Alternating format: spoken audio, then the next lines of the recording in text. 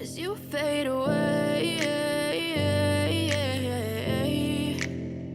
as you fade away.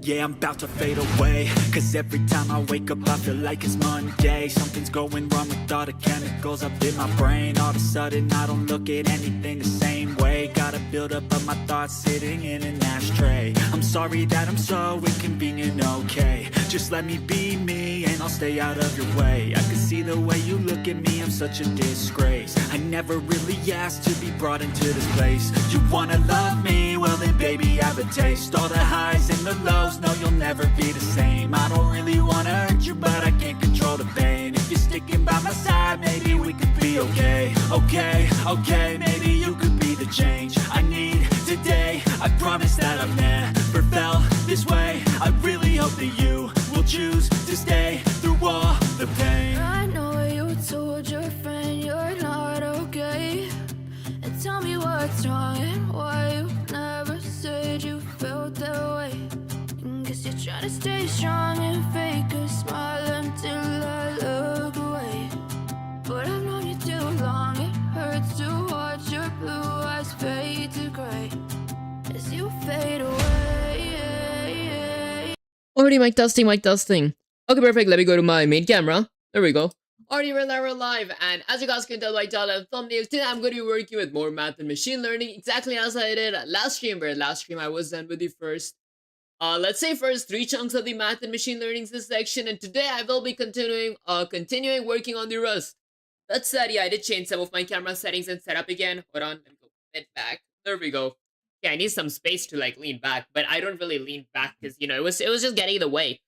Okay, that said, I'm gonna go ahead and let's say go to my gameplay screen. And yeah, this is this brand new chat. There we go. Open the wrong stuff.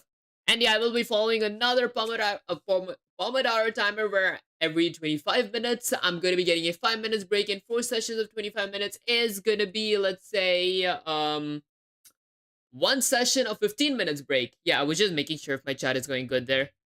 There we go. Did it improve my quality, or is my stream a bit like is my movement a bit glitchy or like buffery? I'm gonna do a quick little check for that. Hold on. Gonna move my hand. Because I did change the coloring a whole lot. But I think, yeah, I think we're good. I think we're good. Okay, I guess let's go to my gameplay screen again, and I'm gonna check if it's still... There is some buffering, isn't there? Or is it just me? Hold up.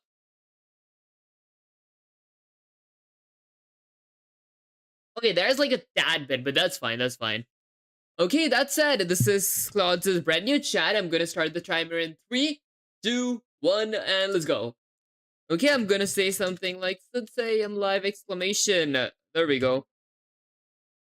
And yeah, I will be eating and touch tapping while streaming as well, because I did not eat anything before I started streaming.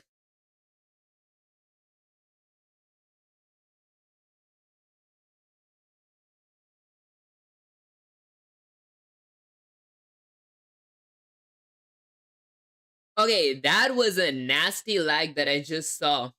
Are my eyes deceiving me? Pretty sure not. Hold on a damn minute. I'm gonna change my this thing to HLG. Is that what's causing the lag? There we go. This should fix the lag, but this by God made my camera look absolute garbage. Hold on, I'm gonna kind of fix my camera, and this is what you guys can see as well at times. I mean, this is what I see. I'm gonna fix my camera. Let's say I'm gonna go ahead and decrease this to -6. That is gonna oh wow. Did that stop the lag? Hello? No more lag? If that did stop the lag, that's actually a huge win. So I'm just gonna go with apply okay, and let me know if the stream lags again. Or if my movements are buffery or glitchy. Oh, they are. Wait, why is it? I'm pretty sure it is my settings, but I guess I'll have to see.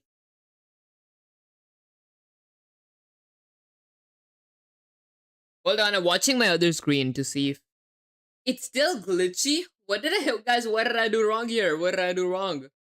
I just made the stream look better. Like, the stream looks better. It should not be glitchy as it is, right? Okay, wait, give me a sec. I'm gonna be using a couple of minutes from my timer to actually check my stream, because like I can be streaming while the entire stream is kind of glitchy and laggy. I'm gonna eat something as well. You guys can watch me eat it. I made like an oats and eggs combination here. Oh, this is hard. I made this like a long time ago.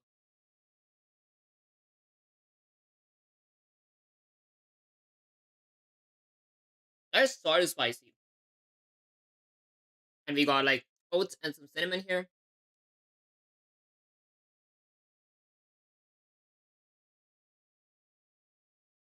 I just did that quick little eating test to see if the stream is lagging. Alright, it's not. Okay, we can move back. Now back to focusing up. Alright, camera's rolling. Chat's watching. Let's go. You already know the drill. Linear algebra done. Calculus done. Yeah, I did work at a basic level with these things last stream. It's still lagging. What the hell did I mess up on? Is it my ISO settings? Could it be my ISO settings? Nope, I cannot use this. What's lagging? What's making it lag? Is my fault that I just made the camera look much better? Okay, what's making my movement glitchy and laggy at the same time? I have custom FPS, I have highest FPS, I've got full detect, everything looks good. One thing that may be bad is my kbps. I've set it to be at, let's say, 1500. 1500 and... that should be good, what the hell? Okay. Adaptive quantization. Slow, good quality. 2-pass quarter resolution. Everything is good. All my settings are good. It doesn't lag in OBS. The stream is the only thing that's lagging.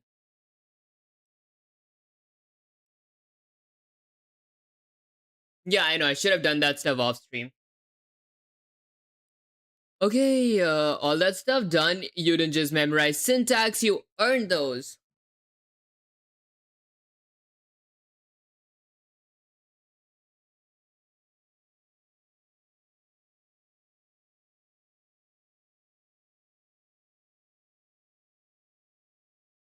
Okay, I'm watching my stream in my other window. It's not clear. But my OBS is clear. Where am I messing up? My OBS is like damn clear.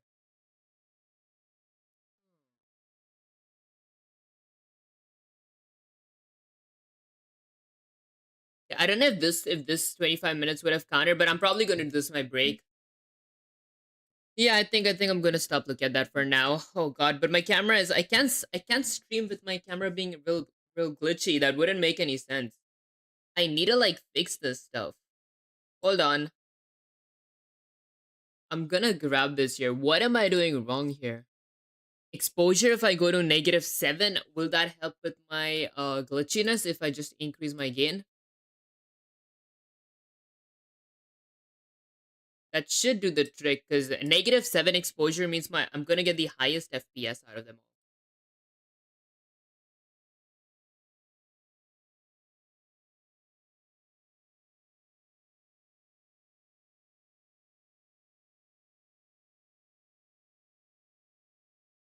Hold on, I'm checking if it's still glitchy.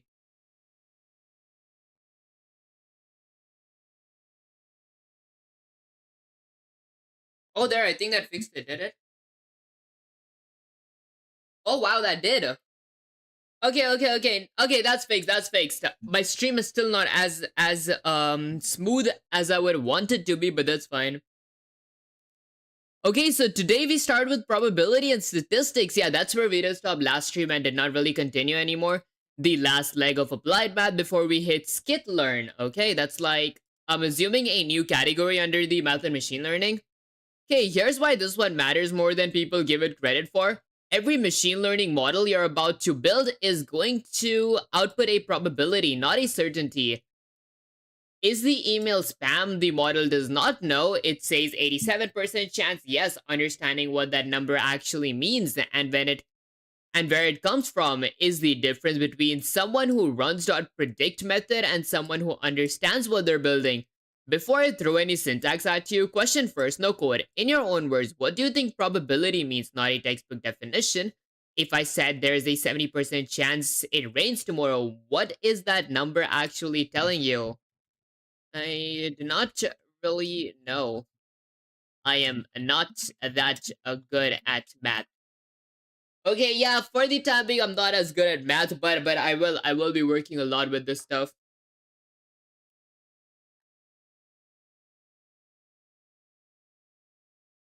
Oh wow, that's me flinching before I even answer. You don't need to be good at math. Use probability. You use probability every single day without calling it that.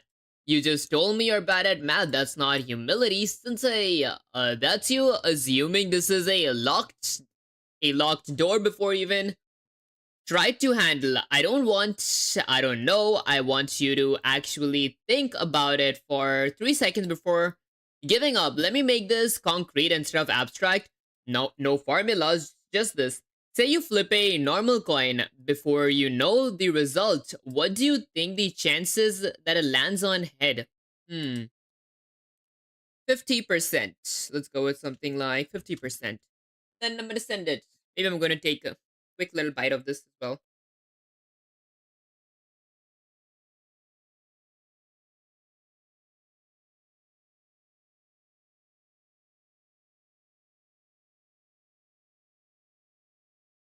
Okay, you didn't need to be good at math, you already knew it. Now let's build on that, because that instinct you just used is the entire foundation. You said 50% because there are two possible outcomes, heads or tails. And they're equally likely, so one out of those two is what you want. Okay, that's literally the core definition. Probability equals to number of outcomes you want divided by total possible outcomes.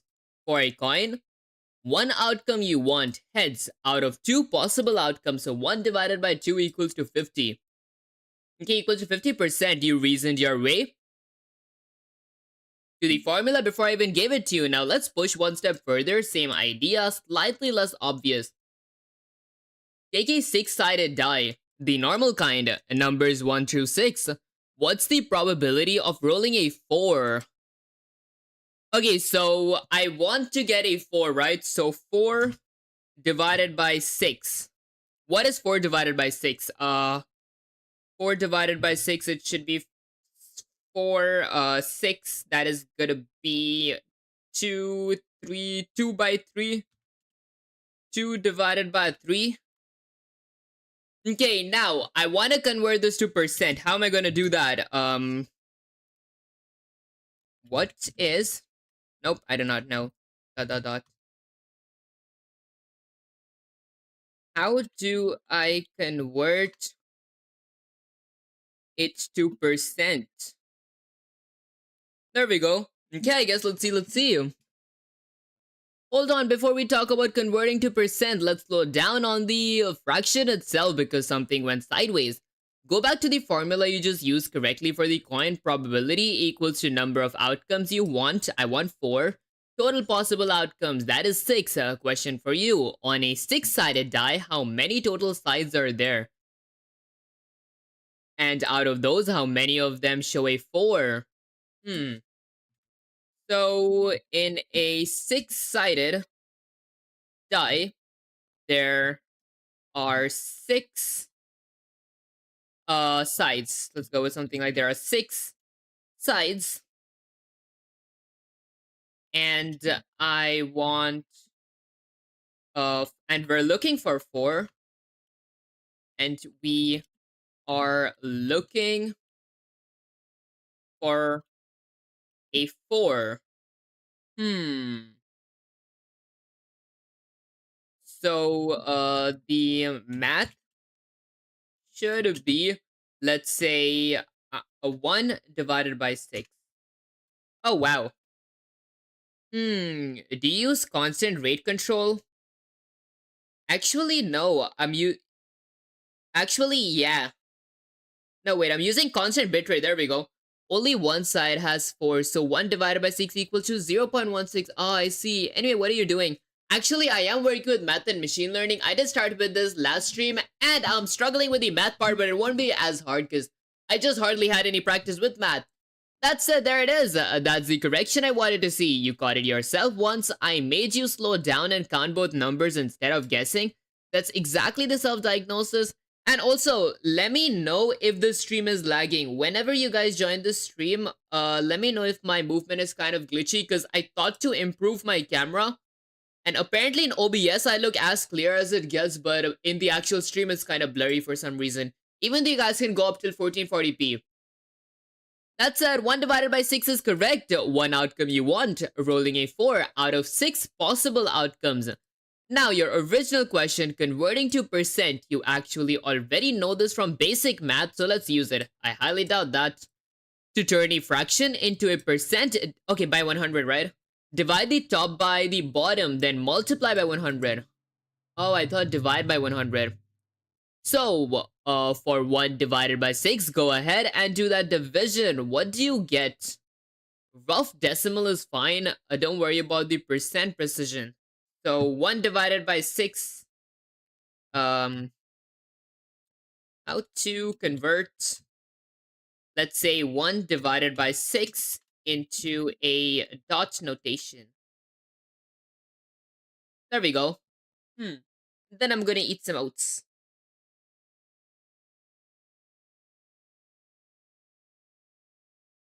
But grab a calculator, I'm allowed to do that? Good question, you're asking how instead of guessing dot notation just means decimal long division. Basically, you're asking 1 divided by 5, grab a calculator or do it in your head. Wait, if I can grab a calculator? Hell yeah. Let me open calculator. Okay, so let's go with something like 1 divided by 6 multiplied by, whoops, did I go with, oh god, 0.16, wait, let's clear it. 0.16 multiplied by 100. 16%. I get 16%. Guys, calculator makes it so much easier. Use calculator, you don't need to do stuff in your head. Okay, that's like a huge lifesaver actually. There we go, let's go 16% and let's send it. Okay, and then I'm gonna eat some oats and egg.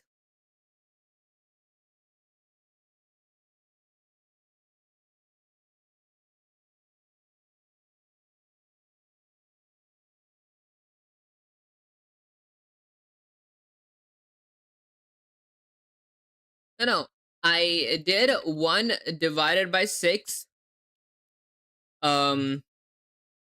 And then multiplied it by 100 in order to get a percent. I meant percent, not perfect. I see what happened. You jump straight into multiplication. So slow down all the way. Just one operation. Oh god, 0.16. Okay, there we go. Not quite. It does not stop. Oh, wait, what? To compare it, something like 1 divided by 4 equals 0.25. Exactly clean done, but 6 doesn't divide evenly into 1. For our purposes, we just rounded. Oh, yeah, because this is 6. It's like anything less than 5 rounds back, anything higher than 5 or 5 rounds in front. Okay. Now do the step you were trying to do earlier and multiply by 100. So 17%.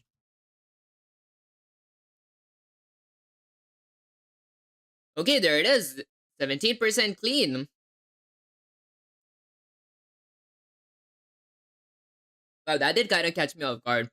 So rolling a 4 on a 6-sided die equals to 1 divided by 6 equals to 16.7%. Or roughly 17%, not a huge chance. Makes sense. There are 6 things it could be, and you only want one of them. Notice what just happened over the last few minutes. Coin flip, die roll, decimal conversion, percent, each one bullet on the last. And you self-corrected twice without me having to spoon feed the answer. I don't remember when. That's the whole game with probability. It's not exotic, it's just counting carefully. Now, let's level up the concept itself, not just the arithmetic. What if I ask a different question about the same die? What's the probability of rolling an even number, 2, 4, or 6? Now I'm looking for 3 different things. So let me grab my calculator back up here. Hold on. Okay, so we're looking for 3 different numbers, right? So I'm gonna go with something like a 3 divided by 6 multiplied by 100. There we go. Okay, so there is a 50% chance. There is a 50% let's say a chance, because and now we are looking for a now we're looking for 3 numbers out of the 6. Actually, now we're looking for 3 outcomes. There we go. Out of these 6 numbers. Okay, our 6 total number of outcomes. Me, it's some more oats and egg.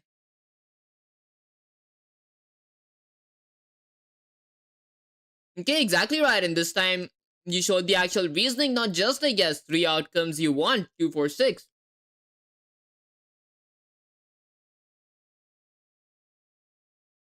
3 divided by 6 equals to half, which is 1 divided by 2, which is also 50%. That's clean, that's correct, and you got there in just one shot this time. Here's the important idea hiding inside what you just did. Probability isn't always about one specific outcome.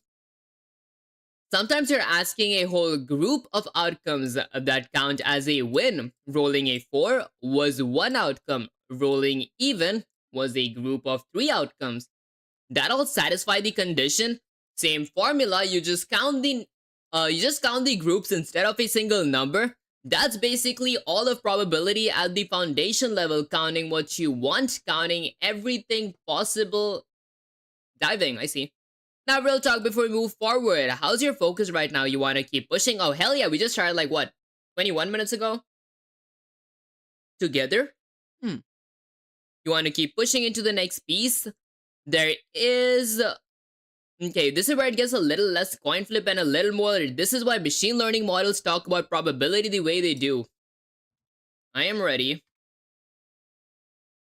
Guys, I should have taken math classes. Yeah, I guess I'm gonna go ahead and eat something.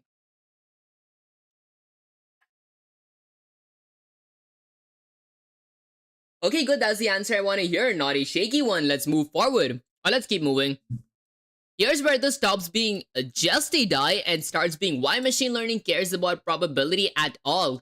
Think about it this way. A spam detection model does not know an email is spam. It looks at a bunch of clues, words used, senders, links, and spits out something like 92% chance that this is a spam. That number is doing the exact same job as your die calculation, counting how often something happens out of everything that could happen. I see. Except instead of counting die faces, it's counting patterns it learned from thousands of past emails. But before we get to models, there's one more core idea we need in place. Independent events. Here's the setup. You flip a coin, get heads, you flip it again. You flip a coin, get heads, you flip it again.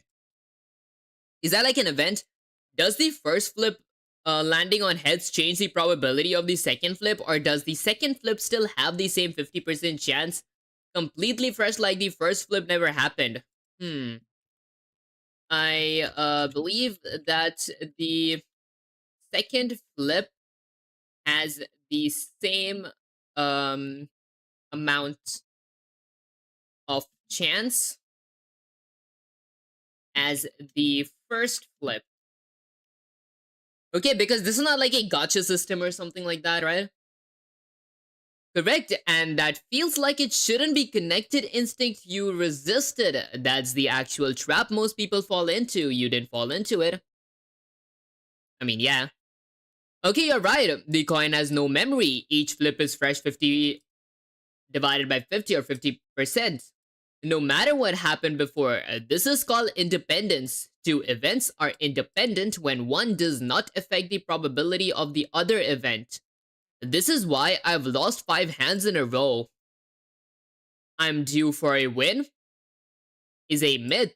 The gambler's fallacy. The cards slash dice slash coins don't know or care what happened last time. Now here's the next piece, and this is where it gets useful. What happens when you want to know the probability of both things happening together? Example, you flip a coin twice. What's the probability of getting heads and then heads again? 2 heads in a row. Think about it using what you already know. You know each flip alone is 50%. Take a guess. How could you combine the 2 independent probabilities into one number? I don't know how. Okay, I think it's 25% to be honest. Because, we flip it once with a 50%, then I wanted to land in heads again, so it's gonna cut in middle and be half again. I knew it! I knew it! I just did not want to guess an answer. What the hell? There we go. Fair enough, that's actually the right thing to say when you genuinely don't have the tool yet, instead of guessing blind. So let me give you the rule. Then we'll test it again.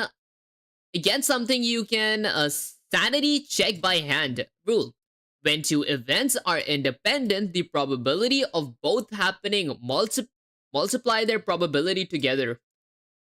For heads, then heads, 1 divided by 2 multiplied by 1 divided by 2 equals to 1 divided by 4, which is 25%. But don't just take my word for the rule. Let's verify it the way you verify your code against real output, not a clean claim. Here's every possible result of flipping a coin twice. Heads, heads, heads, tails, tails, heads, tails, tails.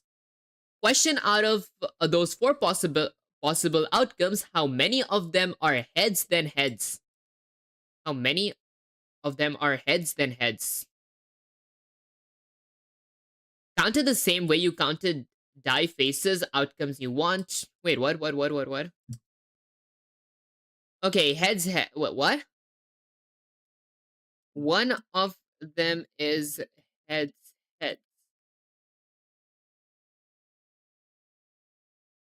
However, I did not understand the question. What was Claude getting at here?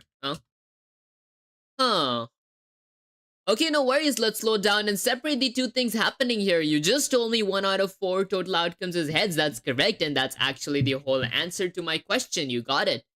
And you weren't just sure you did it. So now, watch this connect. Counting outcomes directly. 1 outcome you want divided by 4 total outcomes is 1 divided by 4. Using multiply rule, 1 divided by 2 multiplied by 1 divided by 2 equals to 1 divided by 4. Same answer, 2 different paths. That's the proof. The multiply independent probabilities. Rule isn't some abstract trick, it's just a shortcut.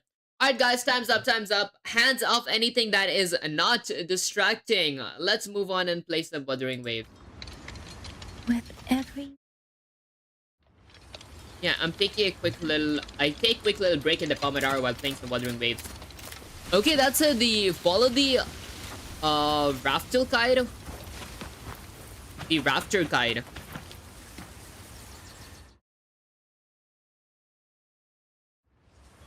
There we go, just had to minimize my OBS. And let me know if this stuff lagged. Do I need to click F somewhere? Right there? I did follow it though. Okay, so it says clear the stacked boxes and check box. Oh! There we go. Is it just me or is everything dark? Wait, do I have my... Please tell me I don't have my... Okay, good. I thought I had my blue light filter on. Oh wait, there's a girl here. You! How did you find me? Please, don't tell my family I'm here, okay? I was just going to the shrine. I remember, there's a sword there. If I take that sword, then maybe I can...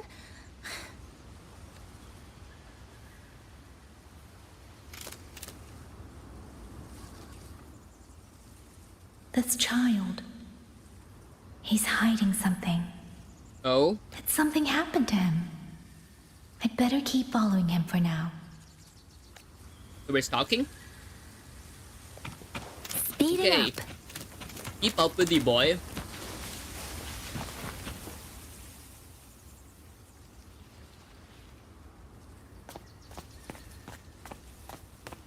For once, I'm glad we have cutscenes I can eat.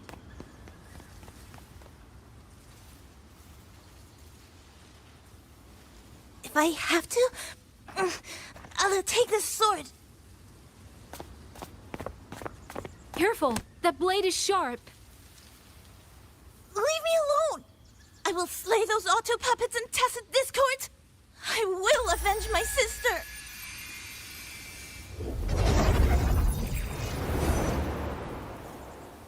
Was that a metallic reaction? Wing, why must you put yourself through this? Your little girl is only 3. If you go to war... Forgive me, grandmother, but my mind is made. My husband never came home. A Xuanling brought word that he was slain by tacit discords in the Gorges of Spirits. Is it like a backstory? If I do not answer that blood with blood, then every vow we swore means nothing. Just think, he spent half his life painting Xuanfang's landscapes. How could I watch them be destroyed by tacit discords? Take this Liu Qin to Mengzhou and pawn it. It should fetch enough to see you both through for a time. Once this war is over, I will return to Mengzhou for you. Xuanling. So you birds already know what will happen, don't you? If you do, then go. Take nothing with you. Let it all be buried here. You are the solace people cling to, the bridge between hearts. Do not become an ill omen in their eyes. Do not be messengers of death. Fly. Leave this place. Oh? Leave before it turns into hell.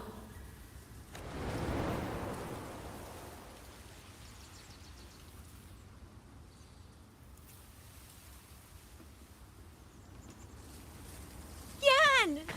You foolish child! What are you doing here? Big sister?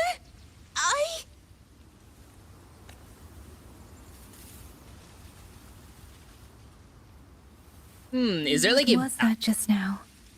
is there like a backstory to that sword? Are you well, young maiden? You look a bit dazed. You look a bit dazed. You were the one speaking with Liang Yui earlier. Yes, I am Jian Gun, the village chief. I have watched over Liang Yu since she was just a child. Alright, that's it. Hands off anything that's distracting. Back to work, back to work. Yeah, I'm gonna get my timer out there. There we go. Okay, so where was I? Same answer. 2 different paths. That's the proof. The multiply independent probabilities. Rule isn't some abstract trick. It's just a shortcut for counting all the outcomes verified against actually listing them out. That's where I gave you the full list of 4 outcomes so you could check the shortcut against the long way, the same way you check a script's output against its real database instead of trusting the clean run. Let's lock it in with one more, and this time you do it start to finish. You flip a coin 3 times. What's the probability of getting heads all 3 times? Okay, I know how to do this. I'm gonna grab my calculator. So basically, I'm gonna be rolling my die 3 times. Each time, I'm gonna be having a 50% chance of getting heads. So I'm gonna go with something like 1 divided by 2, multiplied by 1 divided by 2, multiplied by 1 divided by 2. Okay, 0.125 multiplied by 100. 12.5%. I will have a 12.5%. There we go. Where's the percent sign? What the hell? There we go. Okay, those are not bad odds. It's not that good either. Okay, good, but show me the work. Oh, so it's 1 divided by 2 multiplied by 1 divided by 2 multiplied by 1 divided by 2 multiplied by 100 equal to 12.5%. Oh god, there we go. Okay, and then I'm gonna send that. Stop, you did the exact same skip again. Jimmer oh. Fine, I'm gonna just fix it here. Let's go with something like that equals to... Okay, what was 1 divided... 0.125, right? Okay, so this is gonna be equal to 0.125. And then I'm gonna go with something like 0.125 multiplied by 100 equals to 12.5%. Okay, there it is. A full work shown and it's correct. And notice the pattern. You stack more independent events together. 1 flip, 2 flip, 3 flips. 1 flip, 2 flips, 3 flips. The probability of all heads keeps shrinking. 50, 25, 12.5. That's not a coincidence. That's what multiplying fractions under 1 does. It keeps getting smaller. This is the exact same idea behind why a model that has to be right about 10 things in a row. This is the same idea behind why a model that has to be right about 10 things in a row, each with 90% confidence, ends up way less confident about the whole chain than 90%. Alright, coin flip, die rolls, independence, combining probabilities. That's real ground covered. 2 things before we go further. Focus check, still good, or is this a natural pause spider? Hell no. If you're good to continue, next up is a Bayes theorem. The big one on your roadmap, and it's a genuine mindset shift from what we just did. It's not what's the chance of X. Cold, it's given that I already saw some evidence. How do I update my belief about X? That's the one that shows up constantly in machine learning. Spam filters, medical testing, etc. Which is it? Keep going. We can, let's say something like keep going. There we go. Hi, you're hiding Pixel. I appreciate you joining the stream. Okay, good. Let's go into it because this is the one that actually changes how you think, not just how you calculate. Everything we did so far. Coin, die with probability of the future. You don't know the outcome yet. You're predicting it. Bayes theorem flips that around. Okay, till now we were only working with probability. Flips that around, it's probability given evidence you already have. You already saw something happen and you use that to update your belief about something else. Oh wow, that's what most AIs do, don't they?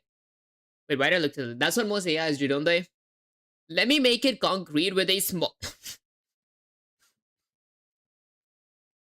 Let me make it concrete with a story instead of a formula first, because formulas without story just looks like symbol soup. Oh, I see.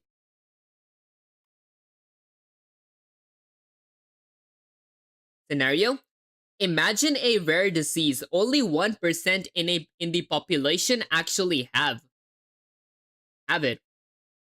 There's a test for it, and the test is pretty good and 90% accurate. Someone takes the test and comes back positive. Here's the question I want you to sit with. No math yet, just instinct. Do you think that person almost certainly has the disease since the test is 90% accurate, or do you think there's more to the theory? I mean, I believe that there is a good chance that he does have the disease. However,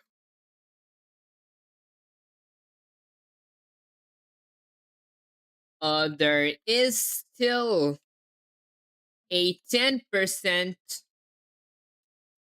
Oh god. There is still a 10% chance that he does not have the disease. There we go, and then let's go ahead and send it. Good instinct that there is more to the theory, but the number you landed on, 90%, has it. 10% doesn't, is actually way off from reality, and this is exactly why Bayes' theorem exists. It's not being picky about your math. This is the classic trap almost everyone falls into, doctors included. So don't feel bad about it, feel curious about it, because the real answer is surprising. Here's the mechanical slash numeric way to see it. No geographic, just counting people like counting jive faces. Imagine 8,000 people total. The disease is rare, only 1% have it. That's 10 people out of 1,000 people who actually have that disease. The other 990 people do not have it. The test is 90% accurate. That accuracy applies to both groups, people who have it and people who don't have it. Let's count the positives the test produces from each group separately. Start with the sick group. Out of those 10 people who actually have the disease, the test is 90% accurate. So, how many of those 10 people get a correct positive result? 1? Has to be 1, right?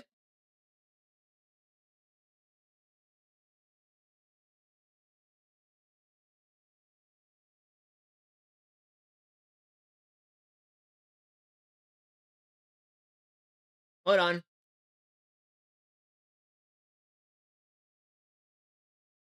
Okay, careful, check your multiplication. Not your logic, your reasoning path was right.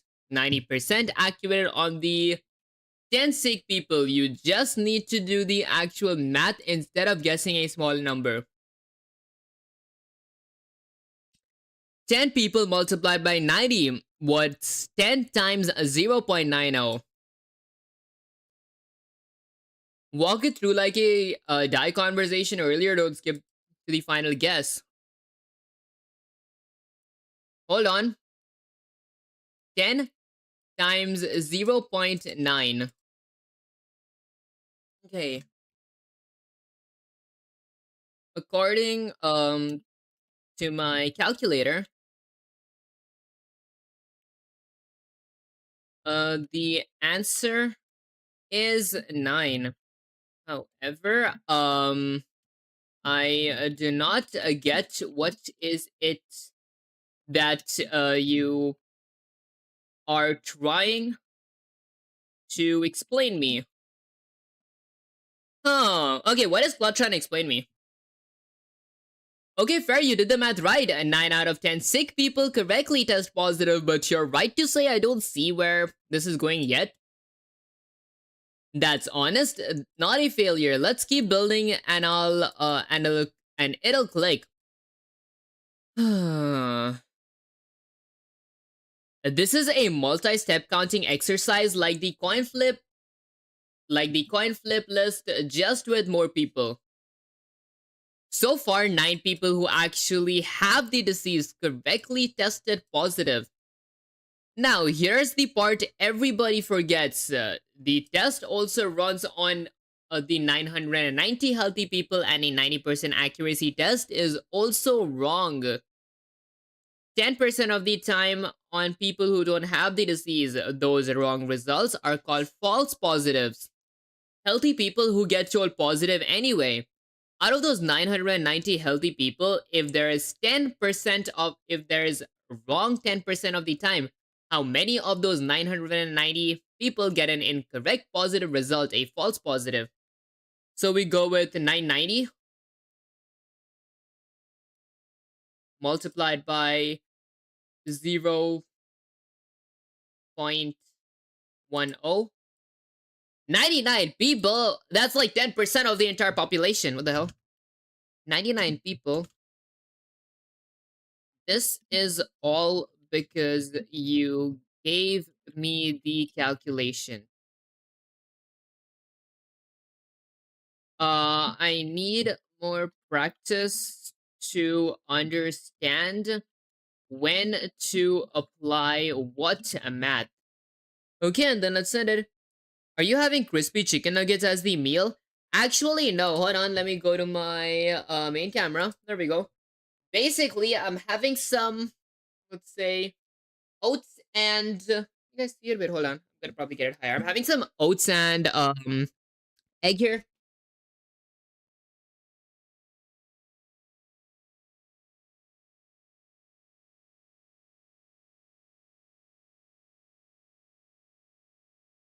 I'm trying to test the camera's zoom. Hold on.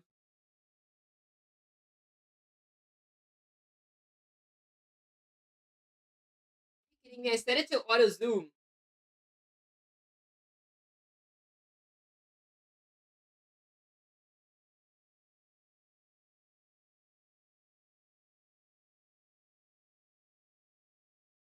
Nope. The zoom is really, really hard to actually hit.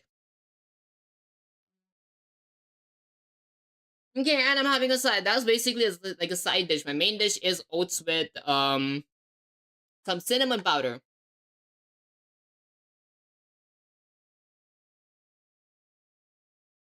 The reason I have it with cinnamon is because cinnamon is good for memory, and egg is the I think egg is like one of the best meals to actually activate the brain.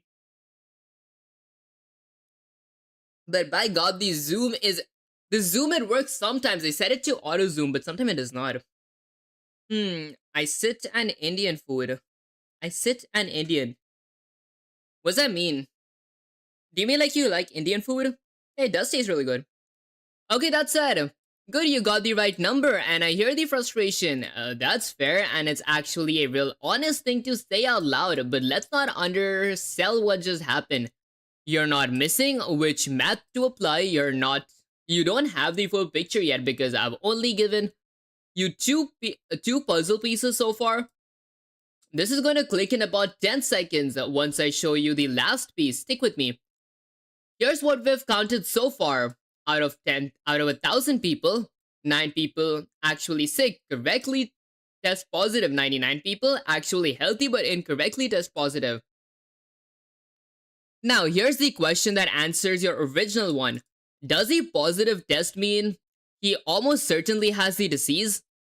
Total people who tested positive, 9 plus 99 equals to 108 people. Out of 108 people who got a positive result, only 9 of them are actually sick. The other 99 are healthy. People the test got wrong. So, out of everyone who tested positive, 108 people, what fraction percent of them actually have the disease? Set it up like the die problem. Outcomes you want. Okay, so apparently, we have 108 people in total, right? I'm looking for 9 outcomes. So 9 divided by 108. 0.83333333333. Okay, so we're gonna go with something like 9 divided by 108 equals to 0.33333. And then I'm gonna go with something like that number multiplied by 100, which is going to give me 8.33333, which is going to be 8%. So I'm gonna go with something like 8.33333, and then we're gonna copy this. Yeah, I'm adding precision for Claude, specifically for Claude. Multiplied by 100 equals to this, which is also equal to 8%. You look like Lemon Yamal. Guys, I get that so much. Like, back in my old streams also, there used to be people who used to say me, you guys did say that he was like a Mexican soccer player. I do not know how. Probably send me like pictures of him in my Discord server or something so I could actually fact check that, because I'm gonna forget to look him up later on. Okay, and in case you guys did not know, you guys can get access to the Discord server by typing !Discord on chat. Okay, that was a shameless plug right there. That's it, there it is. That's the whole point of Bayes' theorem, and you just derived it yourself with real numbers, not a memorized formula. I see. Sit with that for a second. The test is 90% accurate. Some test positive and yet they only have an 8% chance of actually having the disease. That should feel wrong. That's supposed to feel wrong. That gap between the test is 90% accurate and only 8% chance you're actually sick is exactly why Bayes' theorem exists, because your gut instinct and almost everyone's gut instinct, including doctors in real studies, say 90% accurate test positive result must mean 90% sick. The math says otherwise, and now you've seen why with your own hands, not because I told you. The why in one sentence, the disease is so rare, 1% that even a small error rate on the huge... Wait. Okay, the why in this one sentence, the disease is so rare, 1%, that even a small error rate on the huge healthy population, 990 people produces more false positives, 99, than a tiny sick population produces true positives, 9. Rarity of the condition matters just as much as the accuracy of the test. This is Bayes' theorem in action. You literally just computed. So P multiplied by diseases, positive test, equals to true divided... Okay, positive, I'm assuming, equals to true positive divided by true positive plus false positive. 9 divided by 9 plus 9... 99, 9 divided by 108 is 8. I want to fact check that. 9 divided by 108.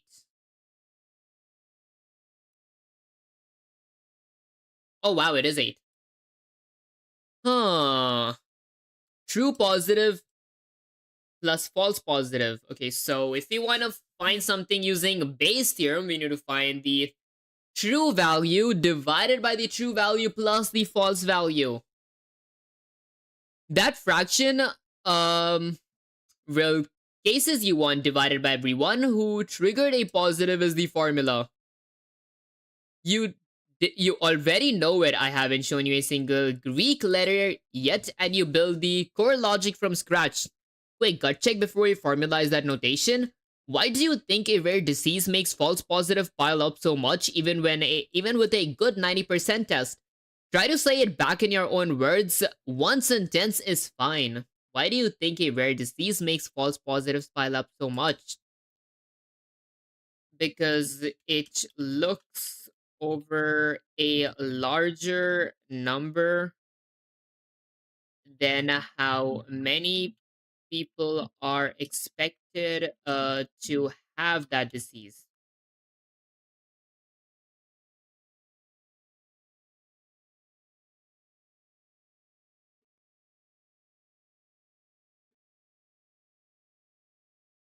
Yes, that's exactly it, and honestly not bad phrasing for a first attempt at pushing this into words. Let me hand it back to you slightly sharpened so it's crystal clear in your own memory. The test's error applied to a huge pool of healthy people. And even a small error rate on a big number produces a lot of mistakes. The way more than the tiny pool of actual sick people, 10 can produce correct hints. Way more than the tiny, okay. Rare condition plus big healthy population equals to false positives pile up and down the true positives even with a good test. That's the whole insight you've got. Now let's put a name. Let's put a name and a form shape on what you already built, since you'll see this notation in every stats/machine learning resource going forward. Bayes' theorem formally. P A bar B.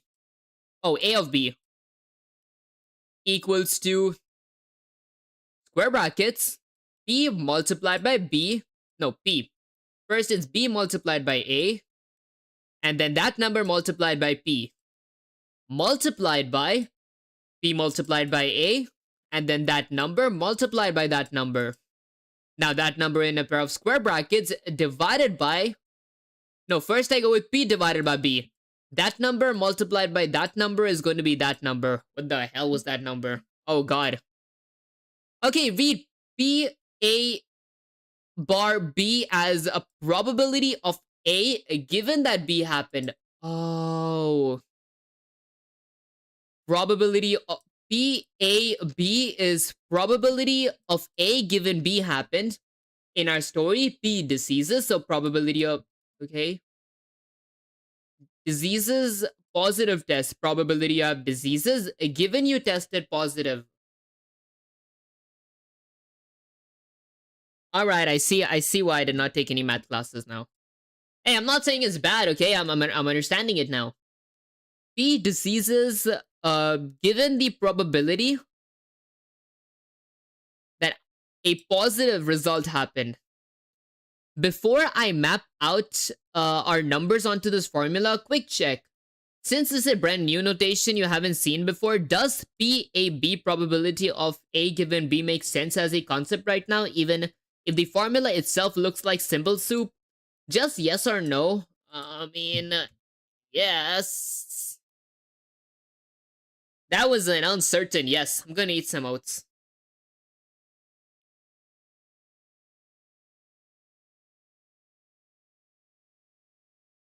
Good that yes tells me, good hesitant that hesitant yes tells me the concept landed, but the notation still feels unfamiliar.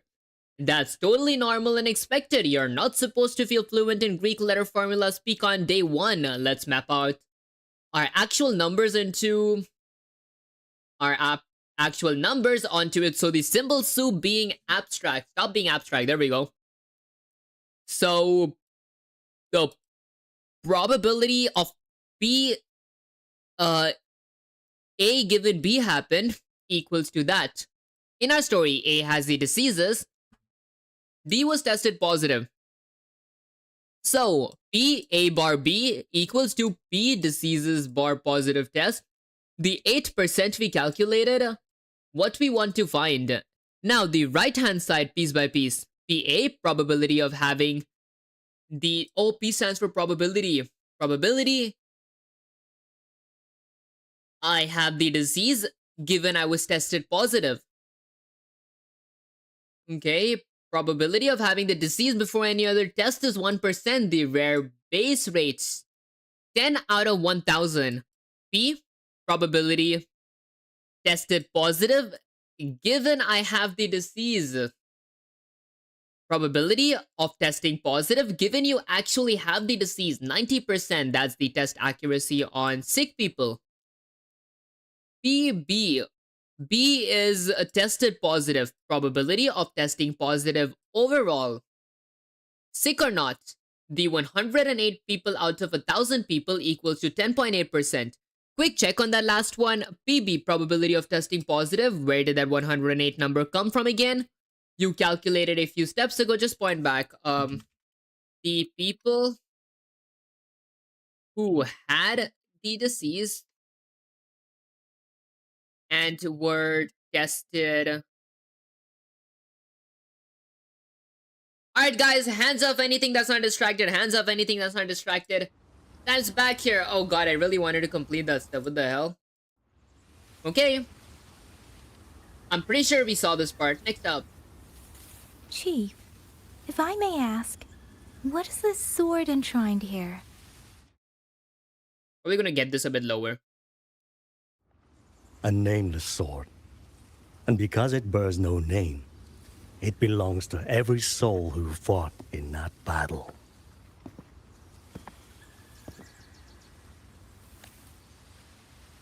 "200 years ago, the fortress in the Gorgeous War tore through Xuanfeng. Not only did Meng Zhou send its great armies, but most of Xuanfeng's own sons and daughters also took up arms to defend their home.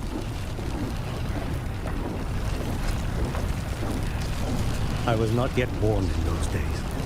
I know only what the elders told me.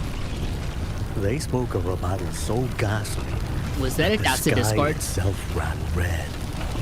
For every 10 who went to war, scarcely one returned alive. This sword was found among the ruins of that battle. The probability Its owner of is unknown, but this much is certain. The one who wielded it died protecting this land. there was a 10% of per person to survive out of those 10 people who went. Probability. When the war Oh my ended, gosh. those who had taken refuge in Mengzhou slowly made their way home. This shrine was raised in the memory of the heroes who fell. That woman I saw, was she going to join the Fortress and Gorges War? Was that the sword's memory? Or...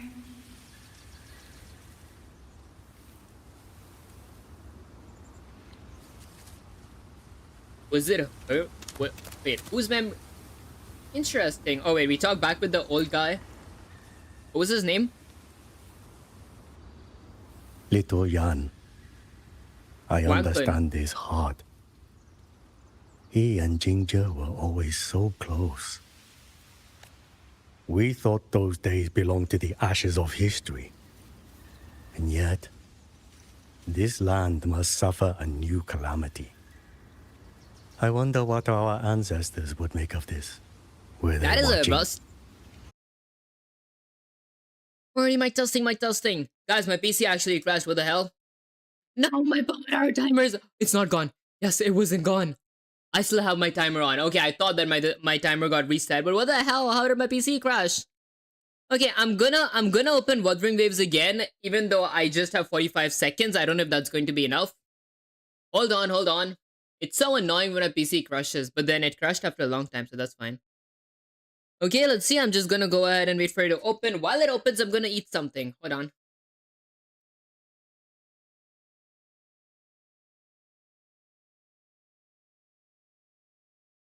There we go. Okay, hold on, guys. It's still opening. I got 21 seconds. I'll try to. I'll root for it to open before the 21 seconds is actually over. I need to also fix my lighting. Okay, I do have my lightings on here, but I need to fix my saturation. There we go. No, 2 seconds. All right, hands up anything that is distracting. Moving back. So, quick check. On that last one, PV, probability of testing positive. Overall, where did that 108 come from again? You calculated a few steps ago. Okay. The two people who had the... Yeah, Wuthering Waves was opening in the background. There we go. I'm just getting this up here. I'm not really getting distracted. I was just getting it up here. Wait, where's my Clouds' Shad? Where's my... There we go, okay. Am I missing something? What else did I need? Did I have to, like... My desktop audio was closed the whole time last time? Oh, you guys should have told me. I mean, it's okay. I'll just leave it open permanently. But for the time being, I'm going to my webcam. I'm gonna go to configure video, and then let's just go ahead and add a few configurations for my video. Like, I'm gonna change this to -7. This is the blurriest camera I've... Oh, my sharpness. Wait, what sharpness was I at before? Hold on, let me go to my main camera. Was this my sharpness that I had before? Or was it something like this with like some increased brightness? No? Okay, in that case, I think it was my brightness. My brightness was decreased. I need to take a freaking picture of this stuff. Exposure is going to be -6. Brightness is going to be a bit lower. Gain is going to be hella low. Saturation can be a bit higher. Sort of replicates good quality. There we go. I don't want it to be too saturated. What saturation level was I at before? Okay, that makes me look orange.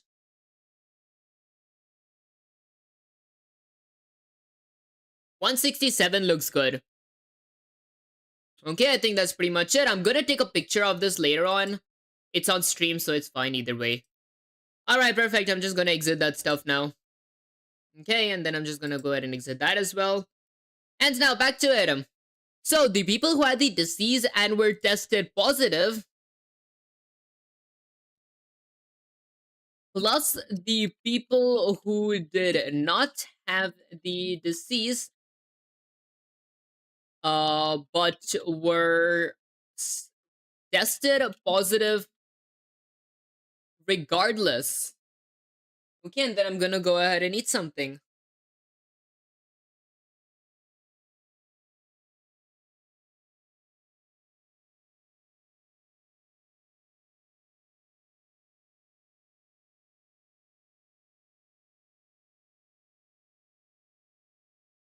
Alright, exactly right. 9 true positives plus 99 false positives equal to 108. You just recall the logic correctly without needing to redo the math. That's the retention, not luck. So the formula plugged in with our actual numbers. P disease, positive. So the probability of me having the disease, keeping in mind that I am tested positive, is going to be 0.90 multiplied by 1.10. 9 people were tested positive. So 9 people tested positive in decimal percent is going to be 0.90, which is going to be 9%. Multiplied by 0.01. The possibility of me having a disease is going to be 1%. Divided by positives. These were all the positive people, including the fake false positives. Wait, P disease. This is how many people have the chance to actually catch the disease. And then 0.90 multiplied by 0.10 is 0.009 divided by 0.108, which is going to be 0.083. That is going to be 8.3%, which is also 8. Oh gosh, the camera needs in change mode. Oh my god. Guys, how did I forget that? Oh god, guys, I need to pay more attention to that stuff. Okay, I appreciate you pointing that out though, Pixels. Okay, that's it. Same 8% answer. Just arrived at through the formula instead of the 1,000 people counting method. 2 paths, same destination. Exactly the coin flip verification earlier. That's not a coincidence. Bayes' theorem's formula is the counting method, just compressed into symbols. Here's the big picture takeaway before we move on, and this is the one sentence that matters for machine learning later. Bayes' theorem is how you update a belief when new evidence comes in.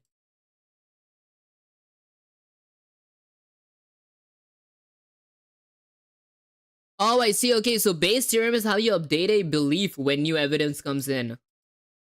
And it forces you to account for how rare or common something was before the evidence, not just how good the evidence is. That before number, PA, the 1%, is called the prior. It genuinely is genuinely one of the most important ideas in all of statistics and machine learning. Spam filters, medical diagnosis, even how some machine learning model reason under uncertainty, all lean onto this exact structure. Focus check. This was a dense one. Good to keep going. Into distributions next. Wait. I mean, I did understand it sort of. However, I feel like I will forget everything in the next 5 minutes.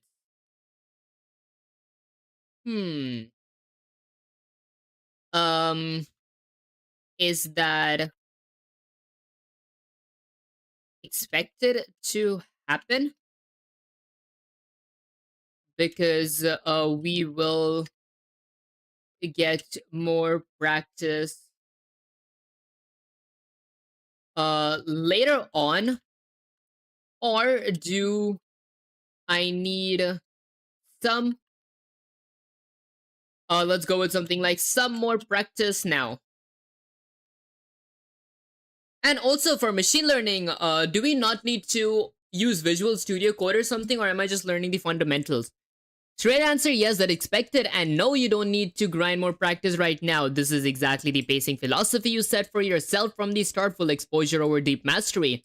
On every topic in this curriculum, you're not failing by feeling shaky on base right now. You'd be failing if I let you believe you need to have it locked into long-term memory today. Here's the honest version of what forgetting actually looks like.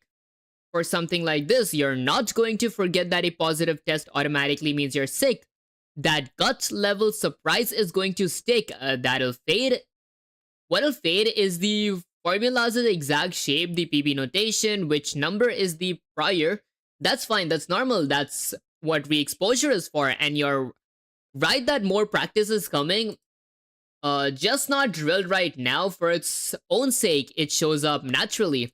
Classic machine learning with skitlearn right after this. Use probability constantly. Wait, did the background just get dark? Okay, classification models output probabilities, and some algorithms like native Bayes are literally Bayes' theorem wearing a code-shaped costume.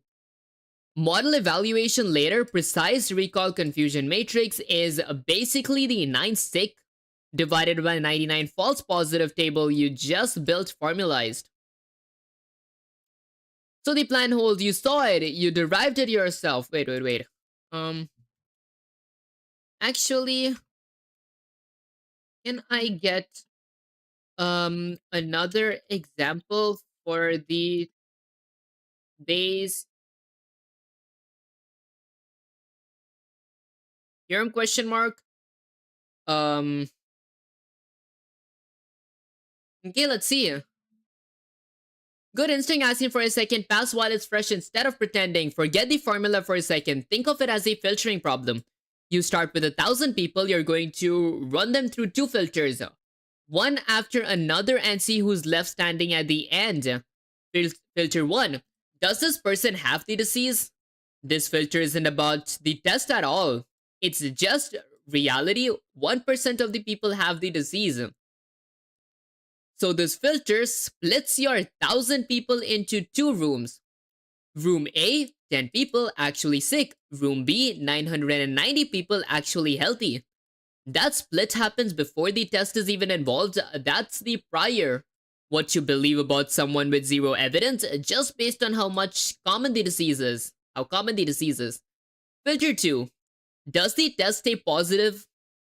Now the test runs on both rooms separately, and it's wrong 10% of the time in either direction. In room A, 10 sick people, 90 test positives correctly, 9 people.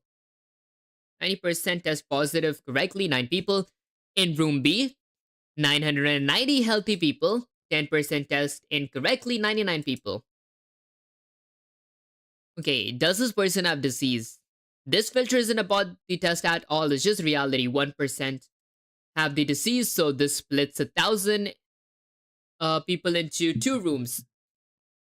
Room A is 10 people actually sick. Room B, 990 people actually healthy. I see. Now the test runs on both rooms separately. Oh, separately in the rooms. Here's the key visual. After both filters, you have 2 groups of people standing in the positive test. File 9 from room A and 99 from room B. And from outside, a positive test result looks identical whether it came from room A or room B. You can tell which room someone came from by just knowing they're in the positive pile. So, the real question Bayes' theorem answers is, given that someone is standing in the positive pile, what fraction of that specific pile came from room A actually sick? 9 out of 108 total people in the pile. That's it. That's the whole theorem. It's asking of the people who look like you from the outside tested positive, how many actually match what you're worried about sick. Does thinking about it as 2 rooms, then a pile mixes people from both rooms land any clearer than the formula? So it is basically adding people who are actually sick, and the people who are not sick but were positive for being sick. And can you rephrase that? Can you rephrase that in a logical way? Question mark. Like the way people actually talk about it, not just in the way we communicated about it through an example. Oh god, there we go. Let's go ahead and send this real quick. And then I'm gonna go ahead and, let's say, eat some oats.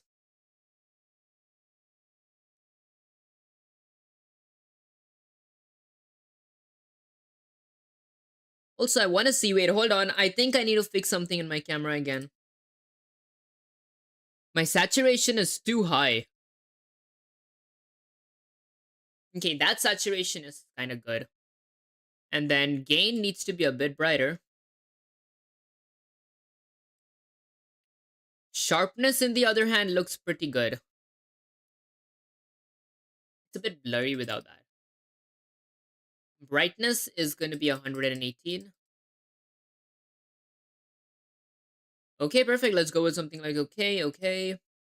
There, I think that should do the trick. Okay, good question. Let's strip the story away and say it the way you actually explain it to someone in plain conversation. No rooms, no 1,000 people. Here's the plain English version. A positive test result does not tell you the probability you're sick. It tells you the probability of testing positive if you're already sick. Those are two completely different things, and people mix them up constantly. To actually figure out, given that I tested positive, what's the real chance I'm sick? Oh, being tested positive and being sick is not the same thing. You have to account for three things: how rare the disease actually is in general, how accurate the test is at catching real cases, and how often the test cries wolf on healthy people. Bayes' theorem is just the tool that combines those three pieces of information into one honest answer, instead of just reaching to the test results in isolation. That's genuinely how a stat person or a doctor who actually understands this would explain it at a dinner table. No formula, no room analogy, just a positive result gets contaminated by false alarms from the much larger healthy population. So you have to correct for that before believing the raw test number.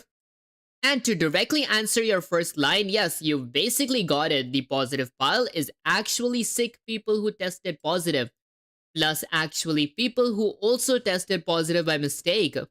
Bayes' theorem is just asking what fraction of that combined pile is the group you actually care about.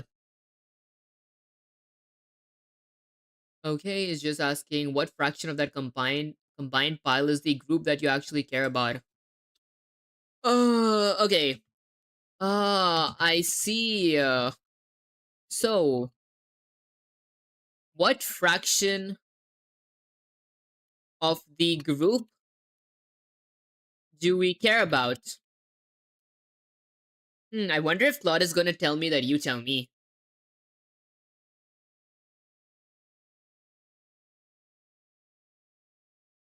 We care about the 9 people.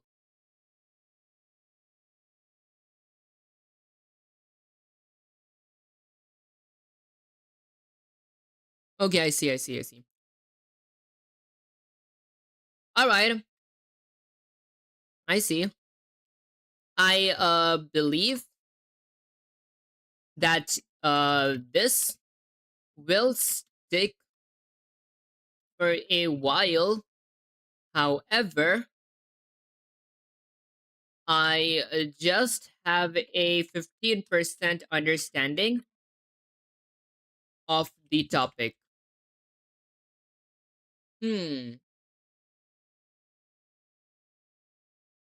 Actually, I'm going to rephrase this. where 100% is a mastery. TER. No, that's okay, not because 15% wrong, but because 15% towards mastery is exactly where you're supposed to be today by design, not by accident. And remember the pacing philosophy you said. Okay, I know it's exposure. You're not supposed to encounter with Bayes' theorem at 80 to 90%. If you did, that would actually be suspicious. It'd mean either the topic was too shallow for you or you're overestimating yourself. Genuinely hard concept landing, and I get the shape of it. I couldn't recognize it. I need to see it again to really own it. That is a win in the stage. Here's the concrete reason it'll come back around, not just a reassurance. You're about to hit native Bayes classifiers in skitlearn very soon. An actual machine learning model that is literally this exact theorem in code with real data. When this shows up, you won't be starting from zero. You'll be going, oh, this is the sick people / positive testing again. And that repetition is what pushes 15% to 40%, then 40% towards 70%. Okay, so solid. Want me to generate a transfer prompt, yada yada. Now, I feel like I can keep going. We just started learning. Okay, and then I'm gonna go ahead and let's say eat some oats.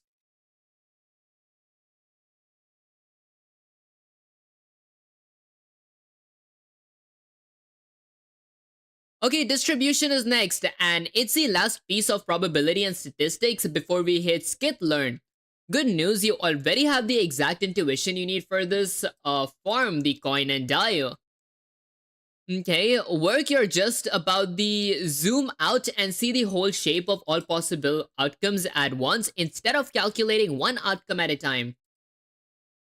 You already have this exact intuition you need for this from the coin and die. You're just about to zoom out and see the whole shape of a possible outcome at once instead of calculating one at a time. I see. Let's build it from something you already did. Remember flipping a coin 3 times, you calculated the probability of all 3 heads, which equals 12.5%. But all 3 heads is just one possible result of flipping 3 times. There are actually several possible outcomes for how many heads total you could get. 0 heads, 1 head, 2 head, or 3 heads. Question, no math yet. Just think about it. Out of flipping a coin 3 times, you think getting exactly 1 head in any order like heads, tails, tails, or tails, heads, tails, etc. is more likely, less likely, or equally likely compared to getting all 3 heads. Heads, tails, tails, tails, heads, tails.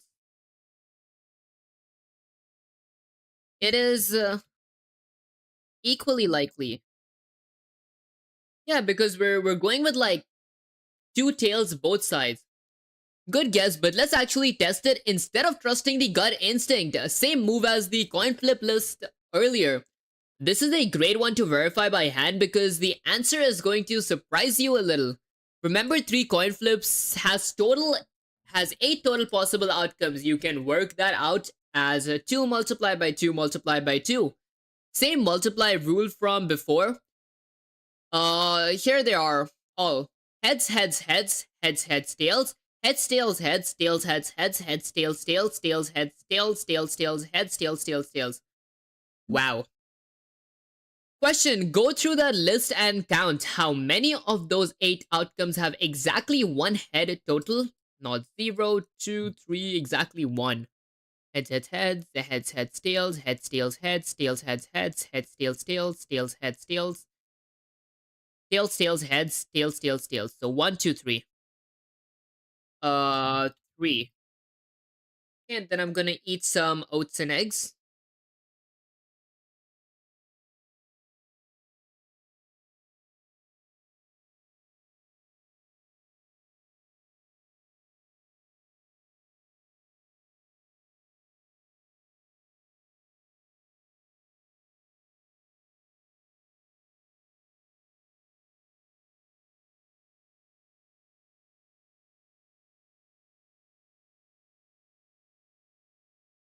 Okay, correct. 3 outcomes have exactly 1 head.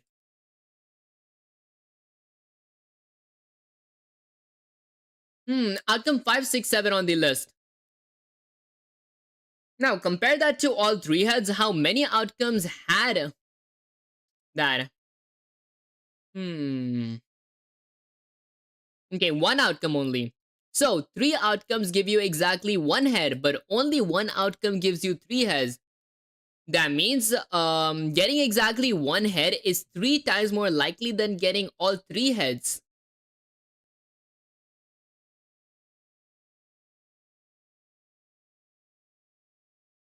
Oh, I see. Not equally like you guessed.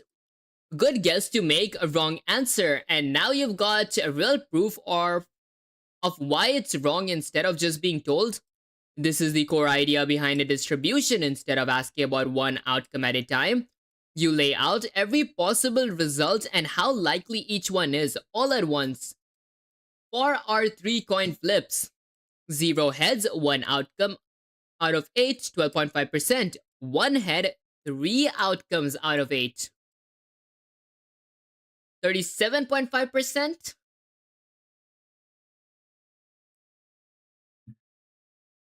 2 heads is 3 outcomes out of 8. Okay, 3 heads is 1 outcome out of 8. I see. Okay, it makes sense. It makes sense. It's just hard to explain it. No, it's not hard to explain it. I need to...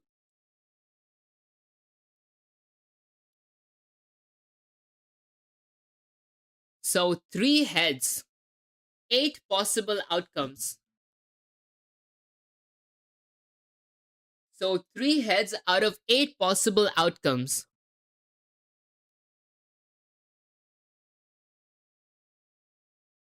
Three divided by 8 multiplied by 100. Let me check. 3 divided by 8 multiplied by 100. 37.5. Let's go. All right, guys. Hands off anything that is not distracting. Back to Wuthering Waves. All right, let's go ahead and talk to him, I guess.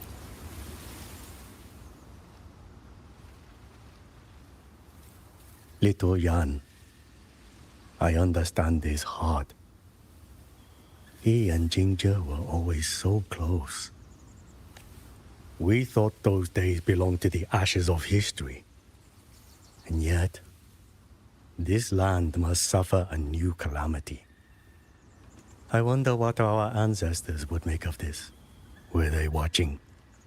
Even so, we cannot simply sit and wait. It all comes down to what we do. At least for now, there are still things within our power.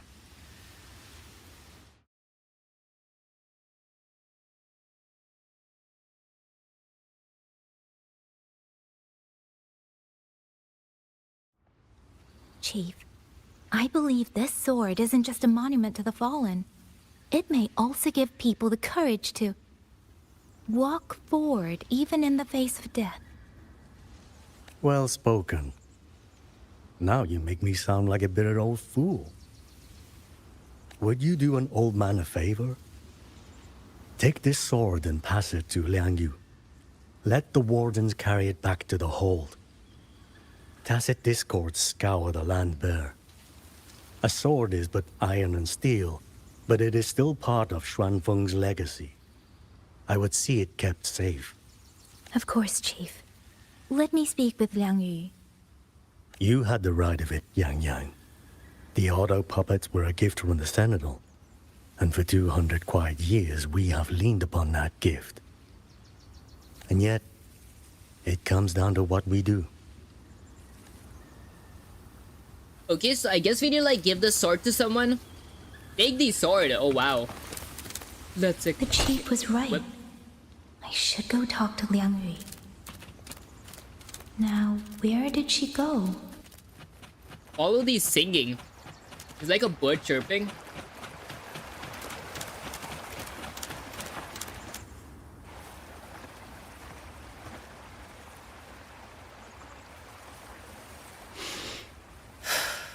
Who? Oh, it's you. Do you need something? The scouts have not yet returned, but we cannot wait much longer. Once everyone is gathered, we move. I met the village chief just now. He wishes for this sword to be kept with the Xuanfeng wardens. Okay, is it just me? I thought that the sword looked way more rusty than it is. Now it looks somewhat kind of cool, actually, like a dark sword. Back when it was kept in its sheath, or not its sheath, its placeholder, it looked like it was really, really rusty. A sword? At a time like this? Retreat will be dangerous enough. I'd ask everyone only to protect themselves and those beside them, not cold steel. Then I will carry it myself, for now. You... Fine. Do as you see fit. I also never properly thanked you for saving me, and for giving me a room to rest. It's nothing. I've not stayed in this village for years. The house was sitting empty. So it was your home. Just an old house. Soon enough, this village may be flattened by tacit discords. Nothing left but rubble. Houses can always be rebuilt. But the dead do not come back. Okay, why is this making me feel like crying a bit? What the hell is going on? Then let's focus on those who are still alive. Why is this sad?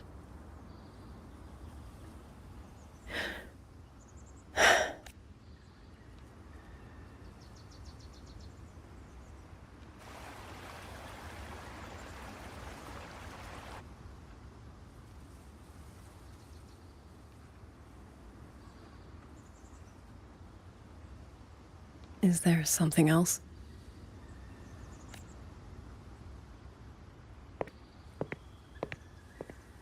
Let's talk. There is nothing to say. Alright, hands off anything that's distracting. Back to work. There we go, I'm gonna get my tiny timer up here. I think the tiny timer looks so much better than like a massive timer. Okay, that's it. Where was I? This is the core idea. Where was I? 3. Correct, okay, yada yada. Okay, I think here. Oh yeah, I just did my math calculation. Yeah, these calculations were correct. I was confirming if I actually understood this part. Notice the shape. It's small at the edges, 0 or 3. And biggest in the middle, 1 or 2 heads. That small, big, small shape is not a coincidence. It's the beginning of one of the most famous shapes in all statistics. Quick gut check, no formula needed. If you flipped a coin 10 times instead of 3 times, do you think getting exactly 5 heads would be more common or less common than getting 5 heads? Then getting exactly 5 heads was far. Wait, let me ask it better. Do you think out of 10 flips, getting exactly 5 heads right in the middle would be the most common result? Or would getting something extreme like 0 heads or 10 heads be more common?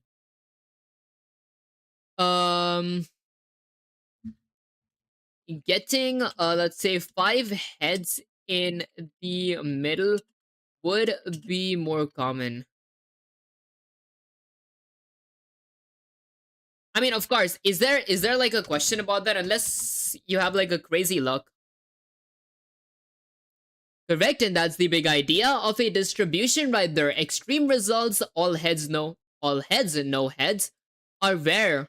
Middle ground results, roughly half and half, are common. You just predicted that correctly using the exact same logic for all 3 flip tables. You didn't need me to explain it. You extended the pattern yourself. The shape, where at the edges, common in the middle, has a name you've probably heard of even outside the math class. It's called a normal distribution. I have not heard about it. Also called a bell curve because of its shape when you graph it. The tall in the middle, tapering off the bottom side, it shows up everywhere. Heights of people, test scores, measurement errors, tons of real world data. I want to be careful here since geometry/visual description haven't landed for you before, so let's skip picturing a curve and stay numeric. Think of it this way.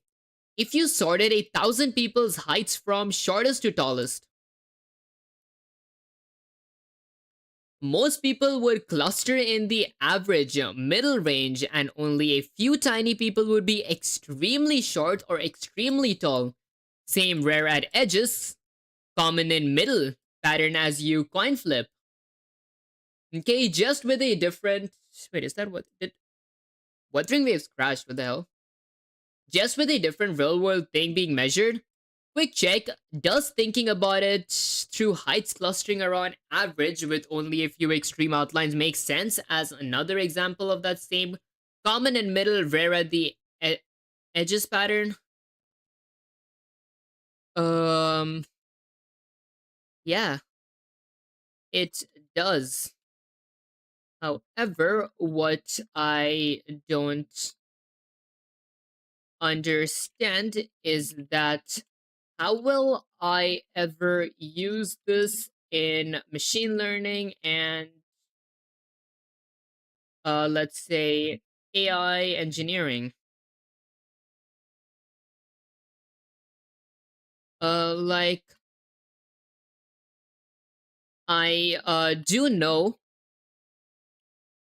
that it is possible because people do say that they have used these and they always do. However, I do not see how. Or is that something that we will cover later on in this series? I think it's something that we'll cover later on, right? Straight answer, yes, this is something you'll see concretely later, but you're also asking exactly the right question, so let me give you real specific hooks right now instead of just trusting the roadmap. Not vague reassurance, actual places that show up. Here's the honest connection, one piece at a time. Distribution, how machine learning models are evaluated. Later in phase 2, when you get to model evaluation, you'll compute things like error rates across a model's as predictions. Those errors don't land on every single number. They spread out, some big, some small, most cluster around average. Understanding most error clusters near the middle, few are external, few are extreme, is literally how you judge whether a model's mistakes are normal/expected or a red flag. Bayes' theorem, an actual machine learning algorithm by name. This is not abstract. There is a real named model called native Bayes used for things like spam detection. It works exactly like our database example. Given these words appeared in the email evidence, what's the probability it's spam belief? You'll build this one. Okay, you'll build this one because the identical structure. Because it's the identical structure. Probability itself, how models talk. Remember I said this is at the very start of today. A model does not say this is spam. It says 92% chance this is spam. Every classification model you build from here forward outputs a probability, not a yes/no. You now understand what that number is actually. Built from counting outcomes corrected for how common/rare things are, distributions, understanding your data before you even train. When you load a real data set, house prices, customer churns, whatever, one of the very first things you do is look at how the data is distributed. Are most house prices clustered around a normal range, or are there a few massive outlier mansions skewing things? That shapes how you build the model. So no, this isn't trust me, it matters someday vague. It's native Bayes model evaluation, error analysis, understanding raw data before training, and reading probability outputs correctly. All 4 of these are coming up in the next phase, not some distant future phase. You're not learning trivia, you're loading the toolbox you're about to open. Okay.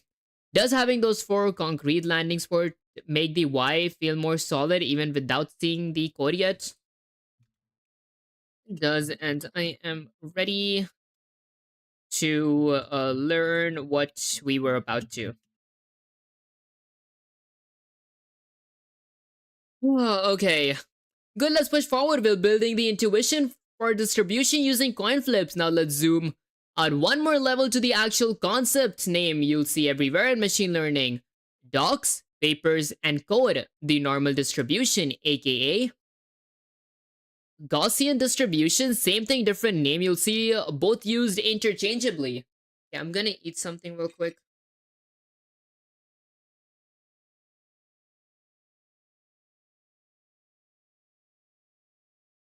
I need to charge my brains up. What the hell?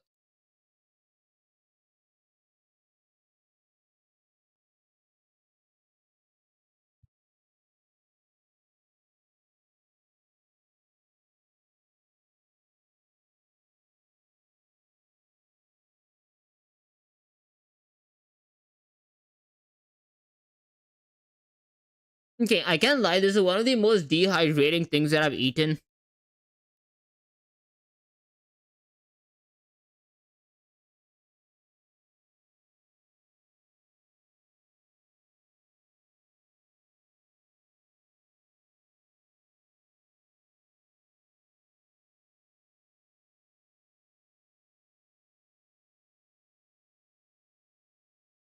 I've got to make sure that I don't spill water because I'm surrounded by electronics.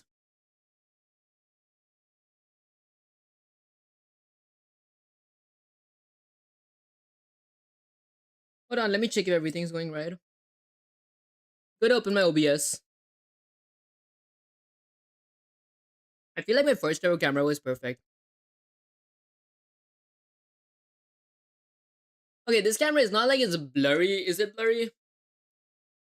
Could I use more saturation? Totally could. Okay, I know this is not the time to do this, but then I just want to make it look like before. Wait, I just added the best contrast of all time and then I messed up. Contrast looks good. That's less saturation, that's basically black and white. When I add it to the point that it does not look... Okay, me looking a bit orange, nah, it's awful, it's awful. Not as awful, right?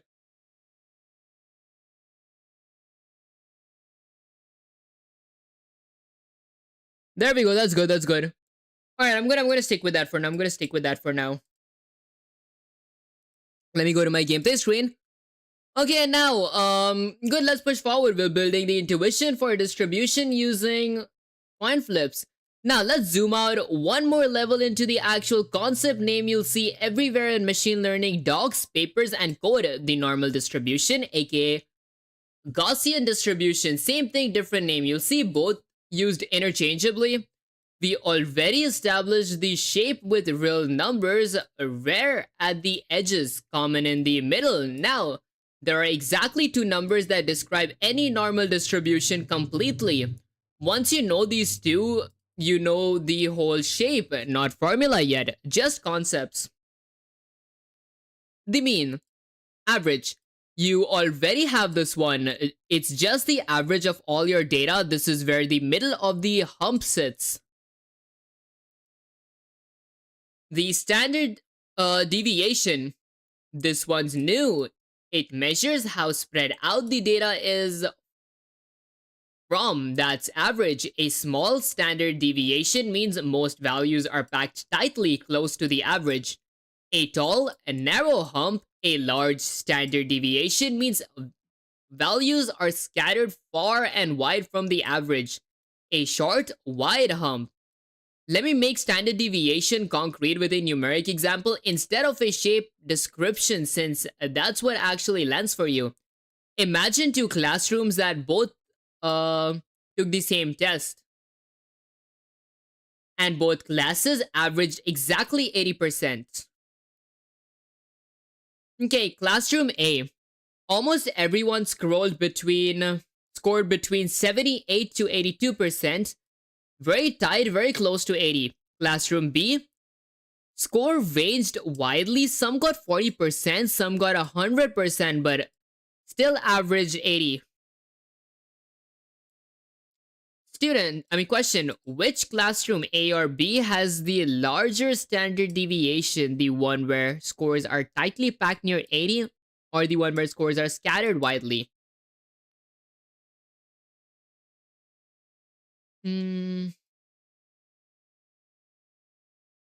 Scores are tightly packed. Scores are tightly packed. And that is a guess. There we go, and then I'm just gonna go ahead and send this. 2 days, day 2 of learning machine learning. I think I'm making good progress, right? Yeah, it has to be good progress, definitely. Okay, that said, careful, I want you to actually reason it out, not guess, because you had all the info to get this without guessing. Let's re-anchor on what standard deviation actually means, how spread out the data is from average. Go back to classroom. Everyone scored between 78 to 82. Real close together, barely any spread. Widely different from each other, huge spread. Which one has a value that are farther from the average on average? The tightly packed group A or widely scattered group B? Oh. Group B, because they are widely spread. Okay, and then let's go ahead and send it. There it is, Group B. You talked yourself into correct answer by actually reasoning through how far is 40 from 80. How far is 100 from 80? 40, 50, 60, 100. Okay, 40 and 20. That's a big gap. That's real reasoning, not a guess this time. So to lock it in, classroom A equals to small standard deviation, tight cluster, everyone close to 80. Classroom B, large standard deviation, scores scattered from 80 even though the average is identical. Same mean, completely different shape, and that's exactly why you need both numbers, mean and standard deviation, to actually describe a distribution. Mean alone can lie to you about how consistent the data really is. Real connection to your work coming up. When you eventually load a real data set, say house prices, and you check the mean, that's only half the picture. If the standard deviation is huge, that tells you prices are all over the place. A $50,000 shack and a $5 million mansion in the same data set. And that changes how you approach modeling it versus a data set where all house prices cluster tightly around the average. Well, connection to your work coming up. When you eventually load a real data set, say house prices, and you check the mean, that's only half the picture. Mean is average. If the standard deviation is huge, that tells you the prices are all over the place. 50K shack and a 5 million in the same data set. That changes how you approach modeling it versus a data set where all houses or house prices are clustered tightly around the same average. That's actually the full core of probability and statistics for this phase. Probability basics, independence based theorem, and the distribution with mean/standard deviation. That closes out all three applied math subtopics on your roadmap: linear algebra, calculus, probability, and statistics. Big milestone moment. How's the focus want to keep pushing to the next roadmap section? Classic machine learning with skitlearn actually starts, or is this a natural stopping point? I think that I will stop here. However, before I end the stream, can we review everything that we did so far, question mark. And after that, can I get an MD file? Because I am assuming that was the first category under the math and machine learning this phase. Okay, and then I'm just gonna go ahead and let's say send this. Okay, and then I'm gonna eat something.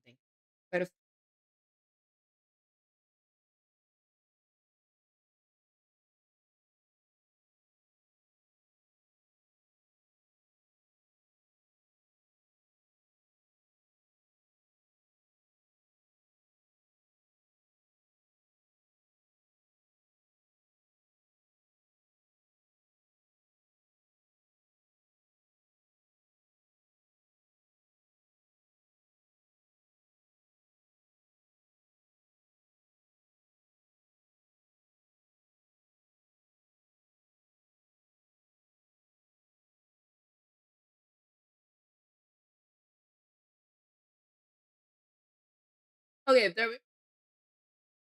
we go. That was the hugest, most dehydrating bite that I've ever taken. Oh my gosh.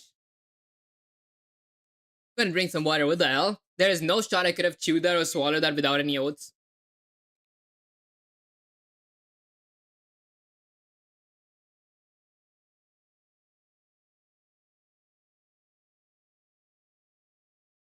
There we go. Oh god, I almost died out there. What the hell? Okay, and today's review. The camera still looks kind of messed up, I can't lie. Okay, good instinct to close with a review instead of just stopping cold. Let's lock it in. Today's review, probability and statistics. A basic probability. Probability equals to outcomes you want divided by total possible outcomes you. Build this from a coin flip, 1 divided by 2, and a die roll, 1 divided by 6. Then 3 divided by 6 for even. Independent. Past events don't affect future ones. A coin has no memory. Each flip is a fresh 50-50 no matter what came before. This is why I'm due for heads is a myth. Combining independent probabilities. Hold on. There we go. Combining independent probabilities. When you want multiple independent things all to happen, you multiply their probabilities. You verify 1 divided by 2 multiplied by 1 divided by 2 multiplied by 1 divided by 2 equals to 12.5. Okay. When you want multiply independent, all things happen. Okay, combining independent properties, I see. It keeps getting smaller and smaller. Bayes' theorem, the big one, a positive test result does not equal you're sick. You have to weigh it against how rare the condition is in general. You derive from scratch that a 90% accurate test on 1% rare disease only gives an 8% real chance of being sick after a positive result, because false positives from the huge health population drown true positive from tiny sick population. Formula? Distributions. Instead of one outcome at a time, you look at all possible outcomes and how each is. You proved exactly one head, 35.5%. Okay, is more likely than all 3 heads, 12.5% is... Hold on. Instead of one outcome at a time, you look at all possible outcomes and how common each one is. You proved exactly one head is this much. Okay, is more likely than all 3 heads. Oh, I see. This led the normal distribution common into middle, where the edges described by 2 numbers, mean, the average center, and standard deviation, how spread out the data is, independent from all average. And that closes out all for applied math. Okay, I mean, I did not master it, of course, but I think I got a grasp of it. Now, quick clarification before I build the file. You're right, applied math. Okay, pull it under phase 2. Want MD to cover just today's probability and statistics topic or all applied math? All applied math. And I will be adding that stuff to Once everyone is gathered, we move. Whoops, hold on. Let me just get this I in the met other the window. village chief just now.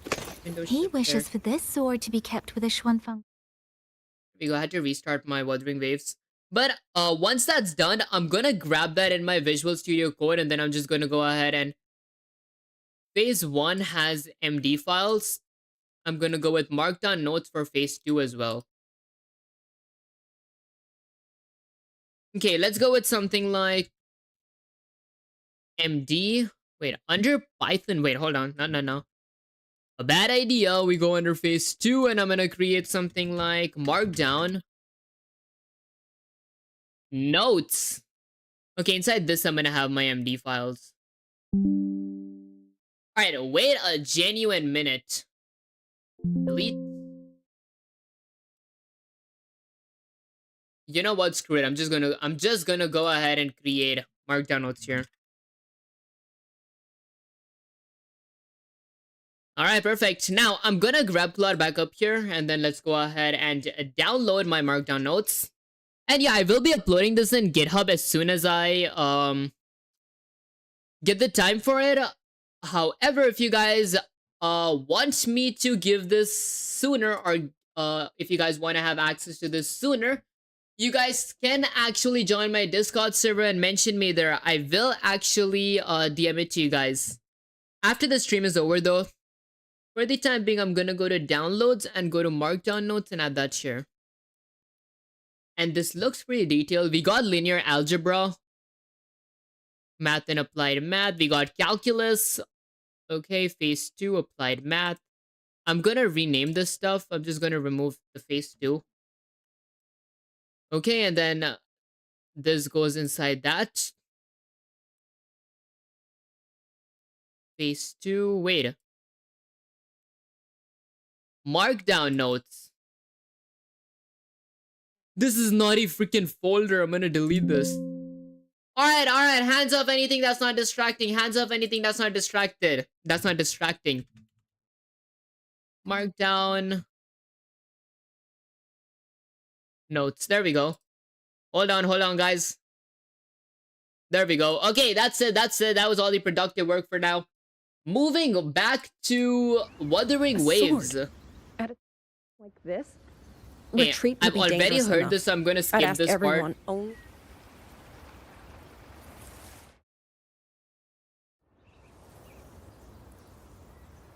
Yeah, now they were gonna have that awkward conversation, weren't they? Is there something else?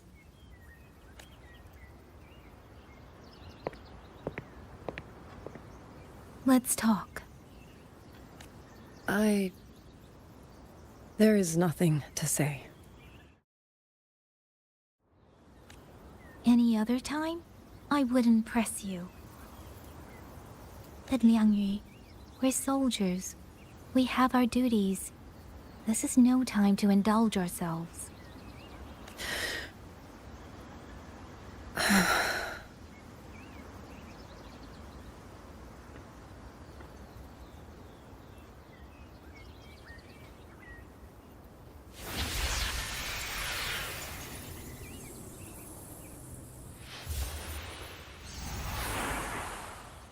What is that?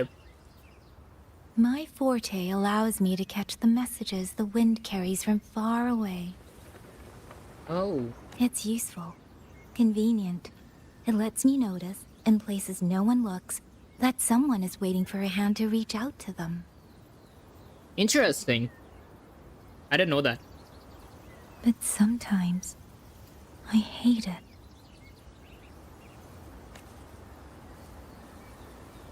The echoes of tragedy, the aftershocks of disaster. Everything is already over and done with. There is nothing left I can change, and yet it forces me to listen. Even now, those sounds make my heart clench.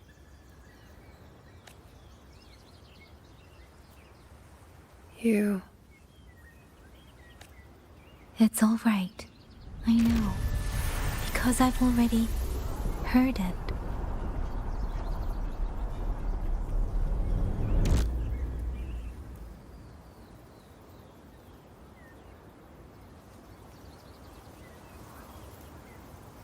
Okay, there's... Hold on.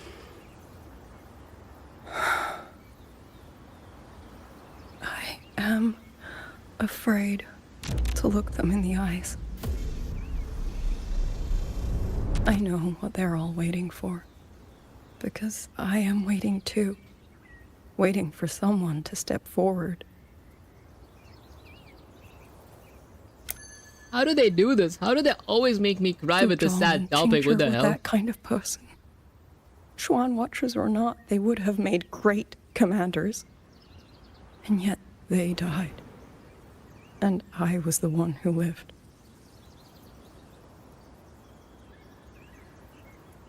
The regret of being a sole survivor. Only I had seen it. Just a few seconds sooner. If my life could buy back theirs, I would.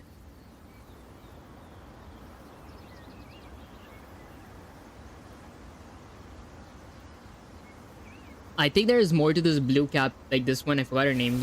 Yang? I think that was her name. It helps a little, saying it out loud, doesn't it? I think you don't need anyone to tell you what to do. You already know. You're only afraid you won't do it well enough. Because some mistakes cannot be undone.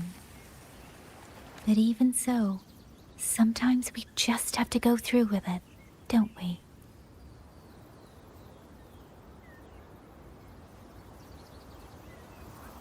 Was that how you all felt too? During the Battle of Norful Barrens? I can't speak for anyone else. But by the end, my mind was blank. I fought on instinct, on the will to stay alive. We only won that battle because so many stood with us. And back then, there really was someone who stood in front of me. In front of all of us. I knew it was Rover. I knew it. I was gonna say it. But I also know he won't always be there. Damn, it's giving me goosebumps. If I only ever chase someone else's shadow, I'll never truly move forward. I hope next time he and I meet, I'll be able to stand beside him, not behind. Wow. That's touching. The situation as Shuangfeng hold is still uncertain. But as I said before, the streams brought me here. So the only thing I can do is...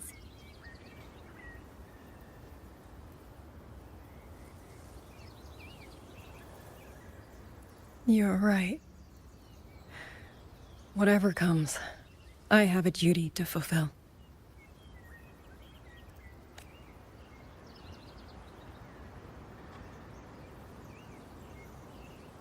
By the way, that song earlier.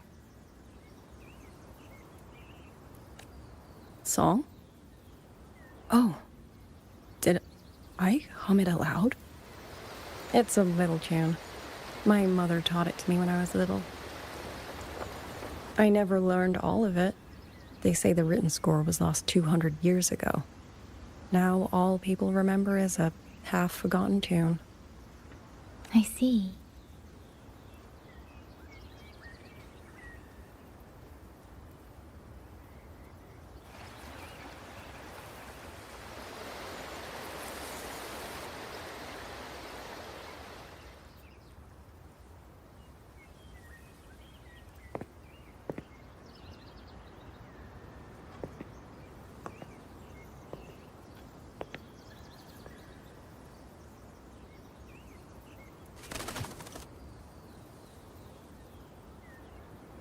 Yeah, I'm pretty sure she's singing, but then I muted that. Damn it, I want to hear it, but I don't want to get a freaking copyright.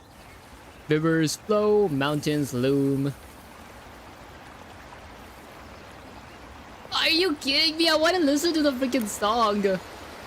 Moonlight shines. Okay, I'm not reading it out.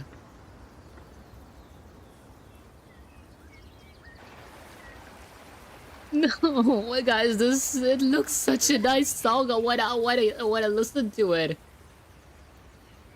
What the hell? Actually, it's not more like I want to listen to it. It's more like I want you guys to listen to it. Knew this tune before? Or did you memorize it just from listening once? I just thought that it might help everyone breathe a little easier.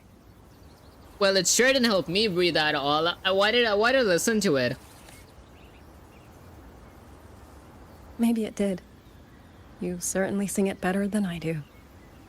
I wish I could have heard that to like whatchamacallit, give an opinion on it. Or to have a say on it.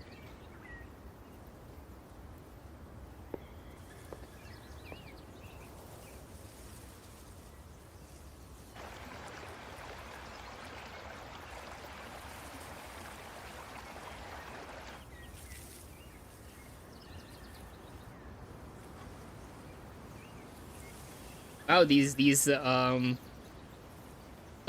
Watcher these Liang Yu. cutscenes never end. A Skywatch ring has detected auto puppets moving this way. They will reach Xiangling village in about 2 hours. Then we have no time to waste. If the scouts still haven't reported back, we'll have to move and scout as we go. Alright, let's move. I'll go. Scouting is part of an outrider's duties, and my forte can help me avoid danger. I've been waiting to move all this time for the past 10 minutes. Okay. Here are the coordinates for the garrison camp outside the city. There will be people waiting there to receive you. Once you arrive, have the guards send the route by rafter kite. We'll move out as soon as we have it. I will have the officer in charge unlock the cloud ride for you. Should save you quite a bit of time. Wait, am I gonna be using like a motorbike that Rover unlocked last time, or am I gonna get like a whole different one for Yang Yang?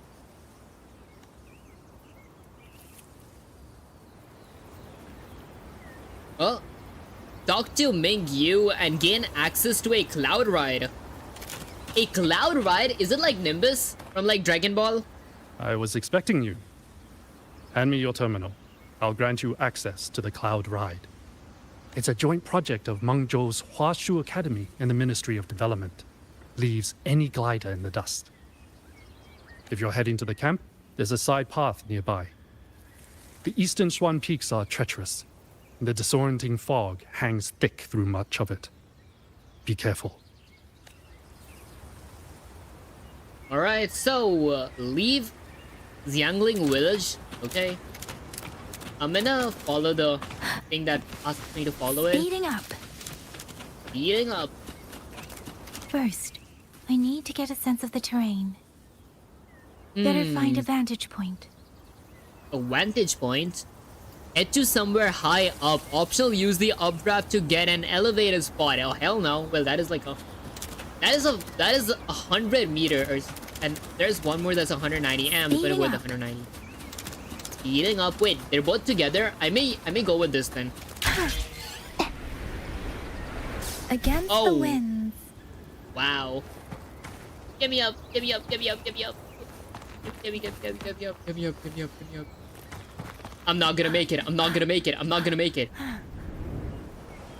Oh, ouch! That.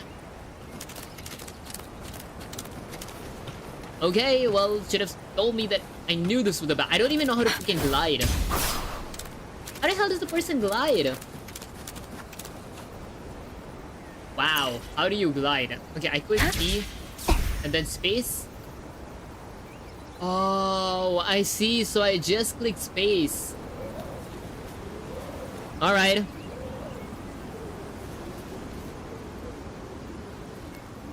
Okay, I guess we're going up. Damn, I lost a lot of HP. I lost like 10,000 HP out there.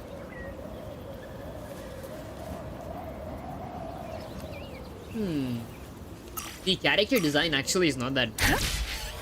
If anything, it's kind of good. And then F. Since what was it? Alright, I'm just gonna shut up. This is stupid.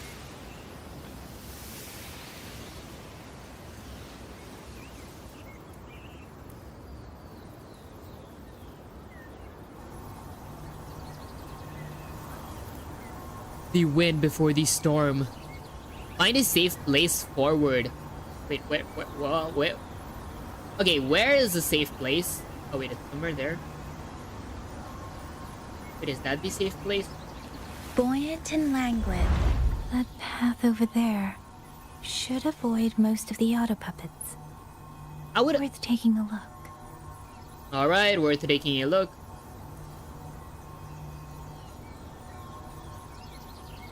Oh, there. Over there.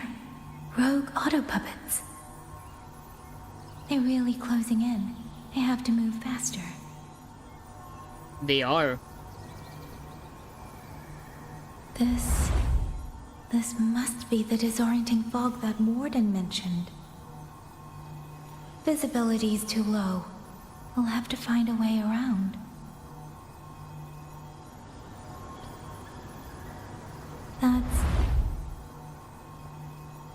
That must be the garrison camp Liang Yu mentioned.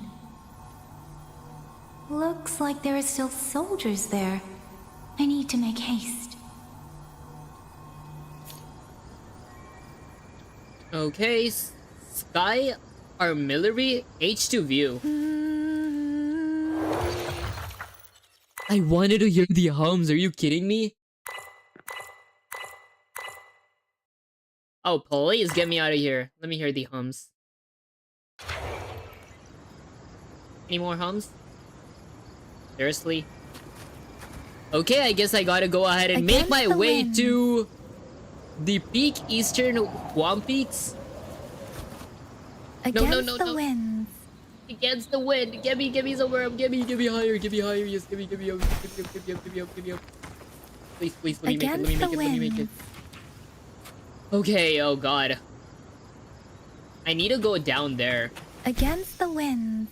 Against the winds. And guys, ignore the timer there. I'm done with my programming stream. I'm gonna like complete something from here or like stop midway. I'm gonna stop midway to the Eastern Huam Peaks. And then I'm just basically gonna call it a day and continue it all next stream. Oh, it still asks me to go. Continue exploring or P to quit. Do I want to quit? I'm exploring the Huam Peaks, right? Let's explore. The sun is... Wow. Okay, let me just... Against the winds. Against the winds. Let me recover a little bit of stamina and then we're gonna go up there. While I do that, I'm just gonna X this. Wait, it says me to go down. Go ahead.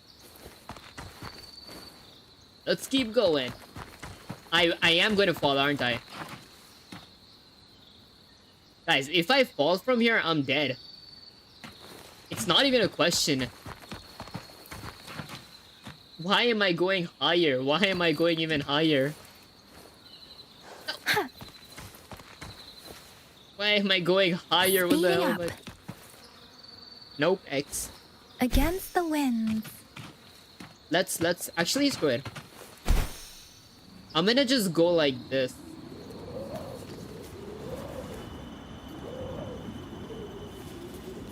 Bad idea, right?